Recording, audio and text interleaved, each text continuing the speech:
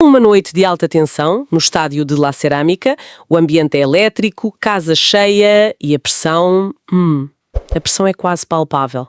Completamente. De um lado, um Villarreal a precisar desesperadamente de pontos, do outro, um Barcelona a defender a liderança da La Liga. Exato. Normalmente, olharíamos para um jogo destes e focar-nos-íamos nos golos, no resultado.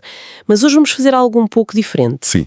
Vamos olhar para dois momentos, separados por apenas alguns minutos, que não só decidiram este jogo, como talvez tenham ajudado a definir a corrida pelo título. Olha, é a abordagem perfeita, porque este jogo foi uma história contada em dois capítulos muito, muito distintos. Sim. O primeiro foi um furacão. Um furacão de 5 minutos que virou tudo do avesso. O segundo foi uma aula.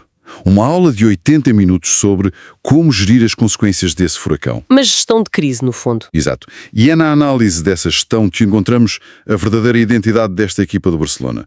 A nossa missão, é perceber como é que a calma e a catástrofe se combinaram para forjar uma vitória tão importante. Exato. Queremos perceber como é que o Barcelona construiu esta vitória de 2-0 fora de casa. Foi uma demonstração de superioridade, como o resultado sugere, ou foi o aproveitamento clínico de um adversário que implodiu? É uma ótima pergunta. Ok, vamos então mergulhar nisto, começando pelo choque tático inicial. O que é que vimos nos primeiros minutos, antes de tudo mudar? Vimos um confronto de filosofias muito claro. O Villarreal, empurrado pelo seu público, entrou com uma abordagem de pressão altíssima.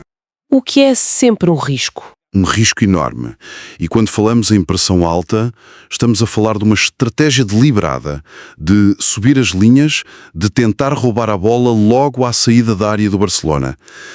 É uma tática de alto risco e alta recompensa, não é? Claro. Se funciona, criam-se oportunidades de golo perto da baliza.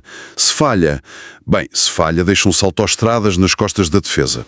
E o Barcelona? Como é que reagiu a essa tentativa de sufoco? Porque muitas equipas entram em pânico com essa pressão.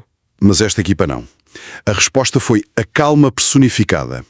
Vimos o Barcelona a manter a posse de bola, mas repara, não era uma posse estéril de passos para o lado. Tinha um propósito. Tinha um propósito muito claro, atrair essa pressão. Víamos os médios, tipo o Pedri, a baixar quase para a linha dos centrais para criar superioridade numérica na primeira fase. Para criar espaço, no fundo. Exatamente. O objetivo era convidar os jogadores do Villarreal a subir ainda mais, para depois explorar o espaço que eles deixavam para trás. Era um jogo de isco e anzol. E o Villarreal mordeu o isco. Aos 12 minutos, a estratégia do Barcelona resulta na perfeição. Um ataque rápido, uma infiltração pela área e... penalti. É aí que tudo muda. É incrível. Antes dos 15 minutos, e a estratégia que o Villarreal preparou a semana toda... já não serve para nada. Exato. A partir daí, é pura gestão de crise. É um abalo sísmico no plano de jogo. E o que é fascinante é o que se segue. Rafinha pega na bola. Sim. O estádio, que até ali era um caldeirão, fica em silêncio. Toda a atenção concentra-se naquele ponto, a 11 metros da baliza. É um teste psicológico brutal. É mais do que um teste à técnica. É um teste à força mental. Num ambiente hostil, depois de um início de jogo tenso, ter a frieza para executar é o que define os grandes jogadores.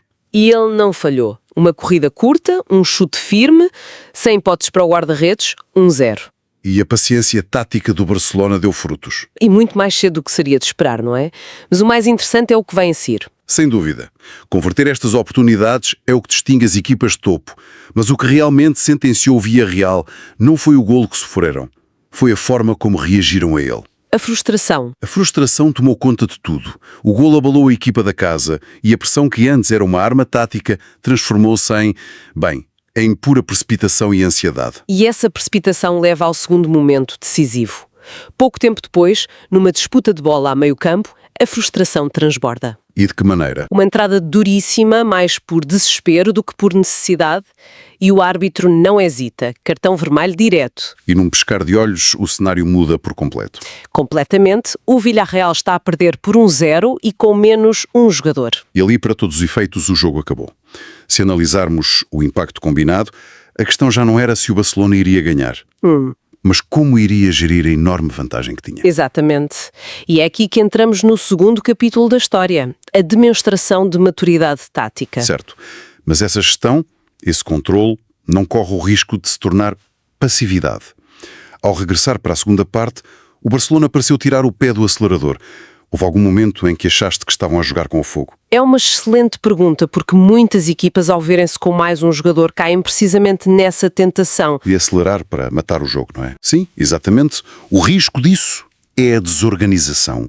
É dar ao adversário uma oportunidade num lance de sorte.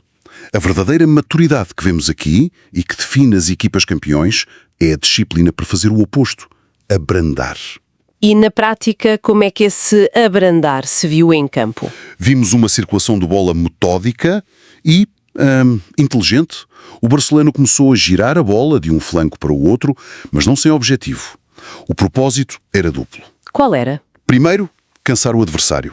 Obrigaram uma equipa com 10 homens a correr constantemente para tapar espaços, o que é brutalmente desgastante. E mentalmente também, imagino. Exato. E segundo, e mais importante taticamente, era manipular a estrutura defensiva do Villarreal. Ao mover a bola de um lado para o outro, forçavam a equipa da casa a vascular. E isso, inevitavelmente, abre espaços noutras zonas. E psicologicamente, qualquer pessoa que já jogou à bola sabe que não há nada mais frustrante do que correr atrás de sombras. Pois não. A certa altura a vontade simplesmente desaparece.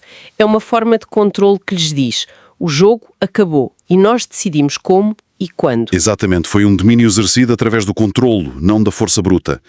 E foi no meio desse jogo de controlo absoluto que surgiu o momento de brilho que selou a partida. Um momento de Lamine Yamal aos 63 minutos, num jogo que se tinha tornado mais lento, mais cerebral. Ele injetou uma dose de puro talento. Sim, a jogada é fantástica. Recebe na direita, parte para cima da marcação, ganha no confronto físico e finaliza com uma categoria imensa. É um golo que quebra a monotonia e acaba com qualquer debate. Sem dúvida, descreve-se este golo como um golo de maturidade, de jogador grande. Eu concordo, mas também me pergunto, não foi um pouco de egoísmo? É uma boa questão. A equipa estava a controlar através da posse e ele arrisca uma jogada individual que, se falhasse, podia dar um contra-ataque. Qual é o limite entre a genialidade e a imprudência juvenil? Essa é a dualidade dos grandes talentos, não é? Sim, há um elemento de risco. Poderia ter mantido a bola, ter feito mais um passe, mas o que este golo nos diz é que ele tem a confiança e a personalidade para decidir. Ele leu o momento. Leu o momento. Percebeu que aquele era o instante para desferir o golpe final. Não foi um golo construído coletivamente. Foi um ato de afirmação individual que serviu o coletivo, porque quebrou em definitiva a resistência psicológica do Villarreal. Se ainda havia alguma esperança, ela morreu ali. A partir desse momento, com 2-0 e um jogador a mais, a última meia hora foi um exercício de pura administração. Sim, com uma defesa sólida, um meio-campo compacto. Não correram mais riscos. E nem precisavam. O trabalho estava feito. O objetivo passou a ser fechar os espaços, não sofrer golos e garantir os 3 pontos. Foi o fecho lógico para uma exibição de controle quase total. Então, quando juntamos todas as peças, o que é que esta vitória nos diz sobre este Barcelona? Foi mais do que 3 pontos, certo? Epá, sem dúvida. Foi uma espécie de declaração de intenções. Foi uma mensagem clara aos rivais. Vencer fora de casa num campo tradicionalmente difícil e fazê-lo desta forma demonstra várias camadas de força. Que seriam? Primeiro, a eficiência letal para capitalizar os erros do adversário. Segundo, a inteligência tática para se adaptar e gerir o jogo com uma calma gelada. E terceiro, o brilho individual para selar a vitória quando foi preciso. Uma combinação poderosa. Esta combinação de pragmatismo, controlo e talento que define as equipas que lutam por títulos. Uma performance que reforça então o estatuto do Barcelona como um dos principais candidatos ao título da La Liga. Sim. Cada fase do jogo, desde a calma inicial, passando pela gestão da vantagem, até ao controle final, apontou para uma equipa que sabe o que quer e, mais importante, sabe os vários caminhos para o conseguir. Para sintetizar, a vitória foi construída sobre essa capacidade de ser letal no momento decisivo, aproveitando o penalti e a expulsão. Depois, sobre a inteligência tática e, finalmente, selada pela qualidade individual. Uma vitória convincente, madura. Extremamente importante. Exato. Uma vitória que nos deixa a pensar. Exatamente. A exibição foi descrita como um sinal claro de uma equipa com um estofo de campeã, e os elementos estão lá. Mas isto levanta uma questão interessante para o futuro. Que é? Nós vimos o Barcelona demonstrar um controle perfeito depois de lhe ter sido oferecida uma vantagem inicial. A questão que fica é, contra um adversário de topo, talvez na Liga dos Campeões, que não comete esses erros nos primeiros minutos. Será que esta equipa consegue impor a sua vontade a partir de uma posição de igualdade? Ou seja, se o seu modelo depende dessa vantagem inicial. Precisamente. Ou será que este modelo de controle depende, em certa medida, de capitalizar a autodestruição do adversário para depois poder gerir o jogo nos seus próprios termos?